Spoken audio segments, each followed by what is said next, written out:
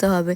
আর ওই জুতোটা না একটু মানে পুরনো হয়ে গেছে, তো এটা বিয়েবাড়িতে পরে যাওয়া যাবে না, ওই জন্যেই একটা জুতো কিনবো বলে ফার্স্ট ক্রাইতে চলে এসেছি। তো এখানে যত রকম জুতো দেখলাম আরুর সাইজে একটাও ছিল না। আর আরুর পাটা একদম ছোট, তো ওই জন্য ওর সাইজে না সহজে জুতো পাওয়া যায় না।